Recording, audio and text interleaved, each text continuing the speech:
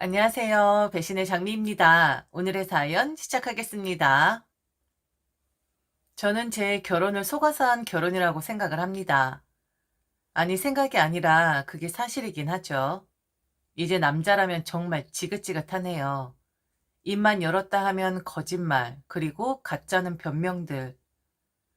결혼한 지 2년 만에 이혼을 했습니다. 다들 제가 결혼을 한다 했을 때 뭐하러 하냐고 하긴 했었어요. 경제적으로도 탄탄하고 하고 싶은 거 다 하고 살면서 그냥 연애만 하지 왜 결혼을 하냐 하더군요. 그런데 결혼이란 것은 해도 후회, 안 해도 후회라는 말이 있잖아요. 사랑하는 사람이 생겼고 이 사람이면 내 본래의 인생 살면서 친구 같은 동반자 역할 할 줄 알고 다들 말리는 결혼했습니다. 남편과 저는 반반 결혼을 한 케이스였어요. 반반, 완전 확실하게 반반이요.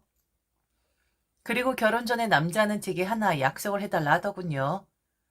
자신도 늦은 나이에 결혼을 하는 건데 다른 친구들처럼 처갓집 눈치를 보는 그런 사위는 하고 싶지 않다고요.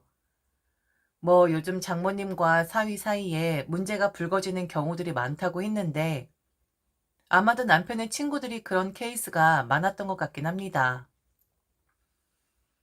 결혼해도 나한테 사위 노릇 같은 거 강요하지 말았으면 좋겠어. 그리고 내 친구들 보면 장모님 기가 좀 세신 분들이 많은데 아내랑 싸우고 나면 여지없이 그 다음날 장모님한테 끌려가더라고.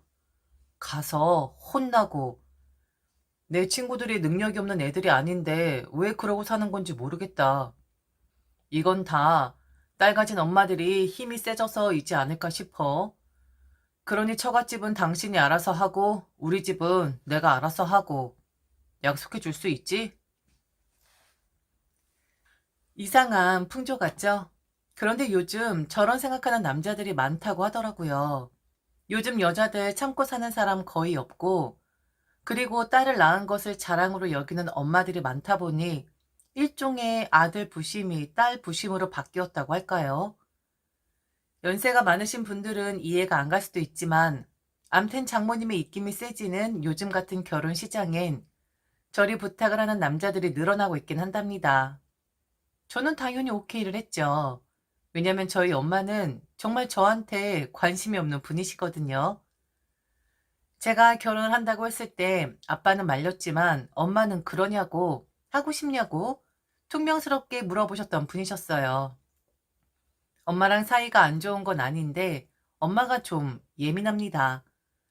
그래서 보통의 딸과 엄마 사이 같은 분위기는 저희 모녀 사이엔 찾아볼 수가 없죠. 대부분 어렸을 때 울면 엄마라고 울지 않나요? 저는 엄마가 아니라 아빠라고 울었던 사람이었습니다. 아빠는 지금까지도 세상에서 저와 가장 친한 친구이자 조언자이자 제가 저분처럼 살아야지 하고 따르는 그런 분이긴 합니다. 그렇다고 우리 엄마가 새엄마는 아니에요.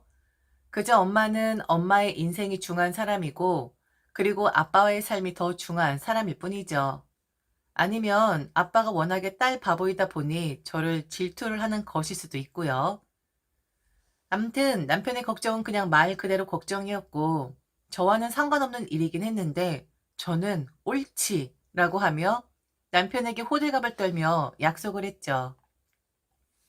맞아, 맞아. 요즘 딸 가진 엄마들이 좀 더 극성이라고 하더라.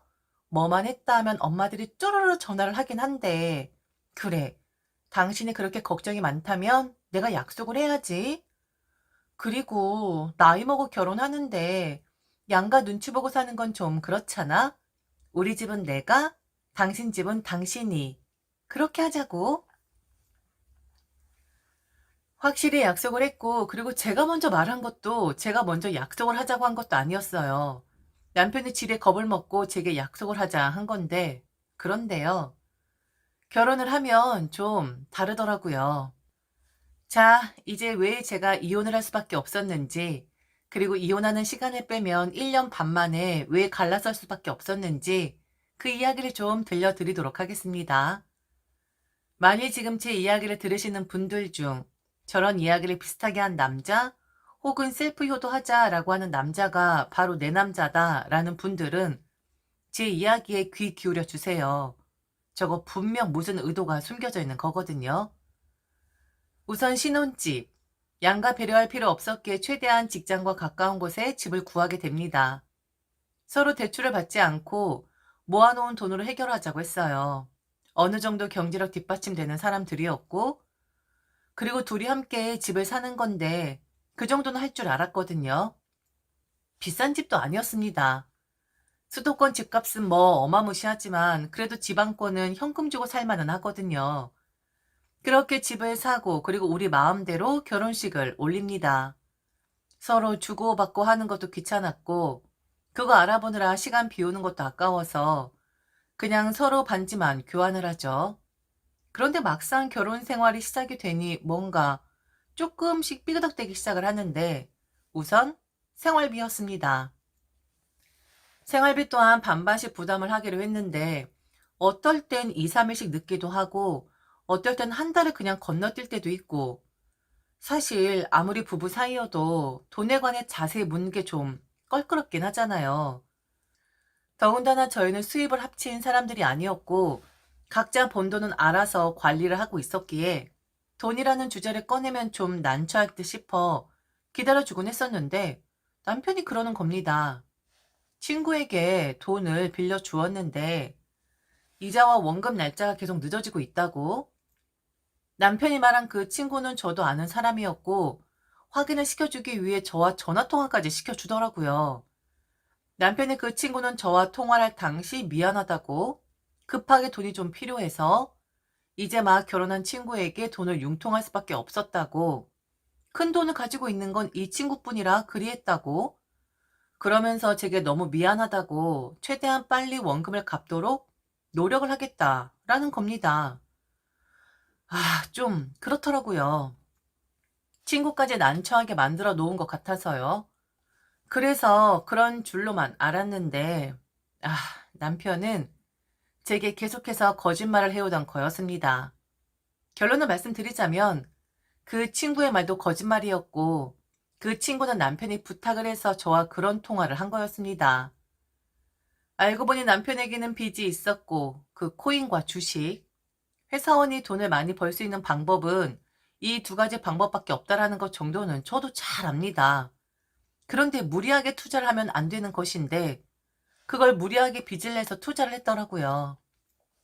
그럼 우리 결혼식 때는 어찌했느냐? 서로 대출 없이 그동안 모은 돈으로 집을 사자 했었는데 돈이 있었으면 빚을 먼저 갚았어야 한 거잖아요. 또다시 아는 사람에게 돈을 빌렸는데 바로 시부모님이었습니다. 남편이 왜 셀프 효도를 하자 한 건지, 우리 집은 내가, 니네 집은 네가 왜 그런 약속을 받아냈는지 알겠더라고요. 결혼 1년 반 중 저는 딱 한 번 시가에 갔었습니다. 저는 현재 공연 기획자로 일을 하고 있어요. 코로나 시국 때 예정되었던 공연들이 줄줄이 취소가 되었고 코로나가 끝나자 그 공연들이 열리기 시작을 했는데 눈코 뜰 새 없이 바쁘긴 했거든요. 제가 사는 지역부터 시작해서 수도권까지 하물며 제주에서까지 제가 맡은 공연이 열렸었는데 정말 1년 동안 시간이 어떻게 가는지도 모를 정도로 신혼생활도 거의 없을 정도로 바빴었거든요. 물 들어올 때 노 저으라고 일을 할 수 있을 때 해야 하는 것이 맞다 생각을 했고 또다시 어떤 일이 벌어질지 모르는 상황이었잖아요. 그래서 그냥 남편 말 믿었고 친구와도 통화를 했으니 그런 사정이 있구나 하고 이해를 하고 넘어갔던 거였죠. 그러다가 제가 시부모님께 자금을 빌려 결혼을 하고 저 모르게 수작을 부리고 있다는 것을 알게 된 건 시부모님이 저희 집을 찾아오면서부터였습니다. 시부모님이 정말 오해를 하고 있는 게 반반 결혼이 아닌 모든 걸 다 남편이 한 것으로 알고 있었다라는 거였어요. 그동안 저란 사람을 얼마나 웃기게 봤을까요? 아니, 얼마나 염치 없는 사람으로 봤을까요? 아들이 결혼한다고 돈을 빌려 갔는데 며느리란 애는 그 아들에게 빌붙어 살고 있으면서 결혼 생활 내내 단 한 번 시가에 찾아와 살았는지 죽었는지 연락도 없어. 적어도 그렇게 도움받아서 결혼을 했으면 사람이라면 도리 같은 거라도 해야 하는 건데 딱 입을 쓱 하고 닦아버린 사람으로 비춰졌을 테니까요. 어쩔 수 없이 찾아왔다고 했고 와서 궤변을 늘어놓긴 했지만 그분들 상황 이해는 되더라고요. 아마 저 같았어도 글이 나왔을 겁니다. 그날은 제가 서울 공연을 마치고 늦게 집에 들어간 날이었어요. 그런데 집에 올라가자마자 시부모님이 계신 겁니다. 저희 현관문 앞에요. 남편은 당시에 출장 중이라 집에 없었는데 시부모님이 나를 잘못 잡아 오신 거였죠. 시부모님을 마주치는 순간 너무 놀라기도 했지만 더 놀란 건 시부모님의 표정이었습니다. 잔뜩 화가 난 모습이었거든요. 부랴부랴 집 안으로 모시게 되었고 그리고 그날 모든 일을 알게 되었습니다. 남편이 빌려간 돈의 원금은커녕 이자도 갚지 않고 있다고, 그리고 그 돈을 빌려가면서 한 달에 생활비 200씩을 주기로 했는데 그 약속도 지켜지고 있지 않다고, 이런 사실 다 알고 있으면서 어떻게 니들만 잘 먹고 잘 살 수가 있는 거냐고, 나이 먹어 결혼한다 해서 경제로 뒷받침되는 애인 줄 알았는데 지금 늙은 사람들 돈 뜯어다가 니들만 호의호식 하는 거냐고 대뜸 제게 화를 내시는 겁니다. 그리고 한 가지 더, 제가 들고 있는 가방을 보시면서도 말씀하셨죠. 우리 돈으로 우리 아들이 너 그런 고가의 가방 사준 거니? 어? 우리도 집담보로 대출받아 아들한테 돈 해준 거야. 돈이 있어서 해준 게 아니라. 그런데 어떻게 이렇게 할 수가 있니? 아들 놈은 마누라가 돈을 못 벌어서 힘들다고 하고 그리고 이삿날이 밀려지는 거라 하는데 너는 지금 이 시간까지 뭘 하고 돌아다니고 있는 거니? 네? 어머니, 아버님, 그게 무슨 말씀이세요? 어머, 얘 봐라. 여보, 얘 봐요. 모르는 척 하잖아요. 내가 뭐라고 그랬어요? 우리가 찾아가도 눈 하나 깜짝 안 할래라고 했어요? 안 했어요? 만일 우리한테 미안한 감정 들었으면 절대로 이렇게 안 해요? 그런데 얘 하는 꼴 좀 봐요. 전화를 하길 하나? 그렇다고 시댁에 오길 하나? 아무것도 안 하잖아요? 내가 돈 빌려주지 말라 했잖아요. 어? 이거 감당 못해서 우리 집 은행으로 넘어가면 우리는 갈 곳도 없는 거예요? 예, 너 지금 모른 척 하지 말아라. 다 알고 있어. 네가 우리 아들 꼬셔서 우리 아들 돈으로 이렇게 호요식하고 있는 거? 단단히 오해를 하고 있었고 당신들의 감정 토로만 중요했던 시부모는 제 말을 들으려고 하지 않았습니다.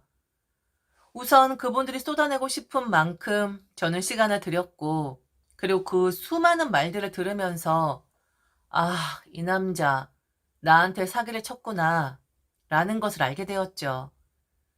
이후 저도 시부모님께 제 사정 이야기를 드렸고 본래 대출 없이 가지고 있는 현금으로 결혼을 하기로 한 것이다.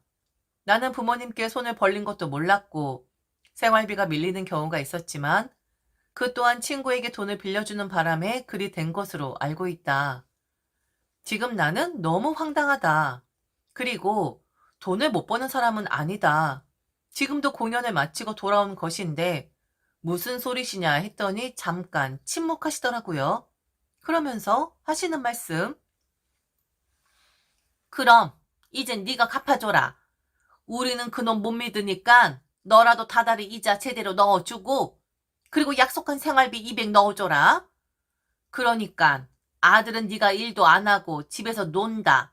워낙에 활발한 사람이라 사람 만나러 많이 나간다 라고 했었는데 그게 아니라 지금 일을 하고 있다라는 거 아니니? 네가 돈을 못 버는 사람이 아니라고 네 입으로 당당히 말을 하니까 그럼 너에게 말을 하마. 돈 갚아라. 네 남편 대신 우리 피 같은 돈 갚으라고. 부부잖니? 부부면 공동의 빚이 되는 거잖니? 만일 너도 우리의 청을 거절하면 그럼 우리는 니네 집에 있는 고가의 물건들 빼내다가 팔아버리는 수밖에 없어. 그렇게라도 해서 충당을 해야 한다고. 우리 돈 들어간 거 돌려달라고. 가져갈 테니까. 지금 그 누구보다 제가 황당한데 이제는 저보고 남편이 진 빚을 갚고 게다가 생활비 200까지 달라고 하는데 하물며 물건들을 가지고 가겠다. 당신들의 돈 들어간 거나 다름없으니 돌려달라고? 팔아버린다고? 어이가 없다 못해 기절초풍할 것 같더라고요. 남편에게 전화를 해도 받지도 않고 카톡을 보내도 읽지도 않고 시부모님은 제 앞에서 도끼눈을 뜨며 제게 윽박을 지르고 나 참 이런 경험을 내가 하다니. 어머니, 아버님, 저도 피해자예요. 지금 아드님이 제게 사기를 친 거라고요. 이거 충분히 이혼 사유 된다고 생각을 합니다. 그리고 돈은 아드님만 썼습니까? 저희 공동으로 돈 썼고 그 돈은 제가 유용한 게 아닙니다. 그런데 아, 그렇네요. 지금 염치가 없어 보이긴 하겠네요. 어차피 어머님, 아버님 돈 들어간 건 맞으니까. 그 사람과 대화를 하고 싶지만 안 해도 될 듯 싶네요. 다 가져가세요. 그런데 가져가는 김에 아드님도 가져가십시오. 그렇게 해야 이게 정리가 될 듯 싶네요. 나중에 남편이란 사람 구차하게 또다시 변명을 하더라고요. 결혼하기 전 좋은 이직 자리가 나와서 그곳으로 가려고 했었다고. 그럼 월급이 2배 이상 오르게 되니 생활하는 것도 부모님 이자 갚아드리는 것도 문제가 없겠구나 생각을 해서 제게 말을 안 한 거라 하는 겁니다. 그래서 당장 친구에게 빌려준 돈, 네 부모한테 빌린 돈도 갚지 못하는 주제에 친구를 빌려줬냐고 얼른 가져와서 네 부모에게 드려라 하니 아이고 고개를 숙이대요. 거짓말이었던 거였습니다. 이혼 소송을 했고 제가 결혼할 때 쓴 비용과 그리고 위자료 받고 그렇게 우리는 남이 되었습니다. 연애를 하면서 그리고 이 남자를 좋아하면서 한 번도 저는 이 사람이 무책임하구나 라는 생각을 해본 적이 없었어요. 듬직한 사람이었고 저를 보호해주는 사람이었는데 그런데 최고의 약점이 있었네요. 바로 돈과 관련되어 투명하지 않았다라는 것, 또한 유치한 거짓말을 늘어 놓았다라는 것. 저는 지금 신혼집으로 살았던 그 집은 당연히 정리를 했고 서울로 올라왔습니다. 남자 알기를 돌같이 하고 있고 그리고 이혼 사유를 물어보면 자세히 이야기하지 않고 성격적으로 맞질 않았다라고만 이야기를 합니다. 저보고 그걸 왜 몰랐어? 라고 물을까 봐서요. 그래서 익명성 뒤에 숨어 이렇게 제 이야기를 해봅니다. 사기꾼 같은 놈. 제 인생에 흠집 제대로 만들어 놓은 인간인데 그래도 그 낮은 꼴이 사나워서 그걸로 위안을 삼아 보긴 합니다. 지금까지 들어줘서 진심으로 감사합니다. 이상 배신의 장미였습니다.